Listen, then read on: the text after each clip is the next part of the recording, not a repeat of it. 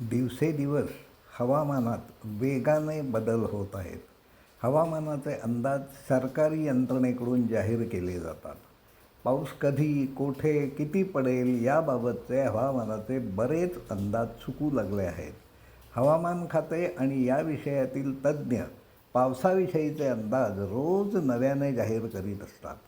याआधी जाहीर केलेले अंदाज का चुकले याविषयी बोलणे सामान्यपणे ते टाळतात. पावसाचे अंदाज जाहीर करण्याचे गणित ज्या ठोकताळ्यावर आधारलेले होते तेच चुकू लागले आहेत.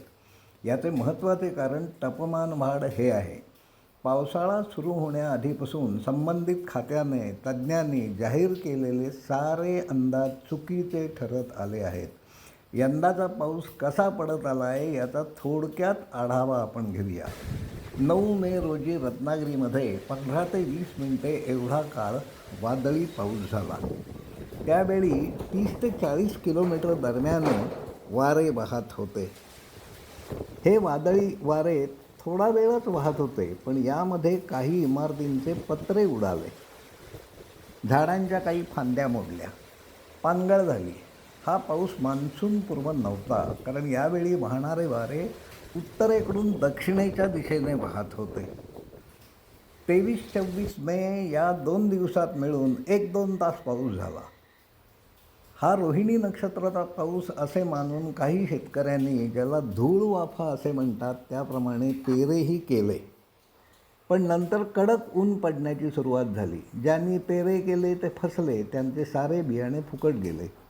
पाऊस कधी येईल याचे अंदाज सरकारी खात्याकडून प्रसिद्ध होत होते. माणसे पावसाची वाट पाहत होती, पण पावसाचे सारे अंदाज चुकत होते. यंत्रणा, जाणकारांकडून नव्याने अंदाज जाहीर केले जात होते. अखेर 22-23 जूनला पाऊस झाला. उशिरा का होईना, पण तो सुरू झाल्याचा आनंद माणसांना झाला. 24, 25, 26 जूनला कडाक्याचे वाळवण घालावे असे ऊन पडले. 26 जूनला पाऊस पडला. 27, 28ला दिवसभर परत ऊन होते. 28ला रात्री पाऊस पडला. 29ला दुपारपासून ऊन होते. संध्याकाळनंतर पावसाची सुरुवात झाली. 30 जून रोजी सकाळपासून ऊन होते. पावसाची सुरुवात संध्याकाळी झाली. आज 1 जुलै रोजी सकाळपासून सरीवर पाऊस पडत आहे. नाचणे, रत्नागिरी या ठिकाणचा हा तपशील आहे. शिक्षण पद्धतीत बदल करणे म्हणजे काय? शाळा महाविद्यालयातून शिकणाऱ्या मुलांनी पावसाची दैनंदिनी लिहिण्याची सुरुवात करायला हवी.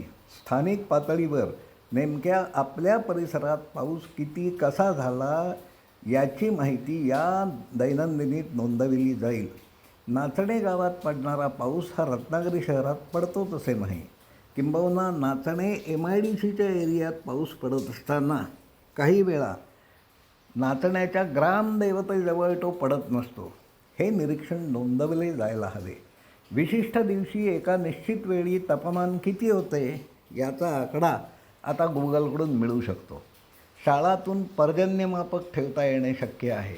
हा तपशील नोंदवणाऱ्या मुलाच्या आयुष्यात यामुळे काय फरक होतो हे पुढे त्यालाच कळेल. मुलांनी हे काम करावे यासाठी स्पर्धा ठेवता येतील. पर्जन्य दैनंदिनी या विषयावर बिनभिंतींच्या शाळेमध्ये पूर्वी संवाद झाला आहे.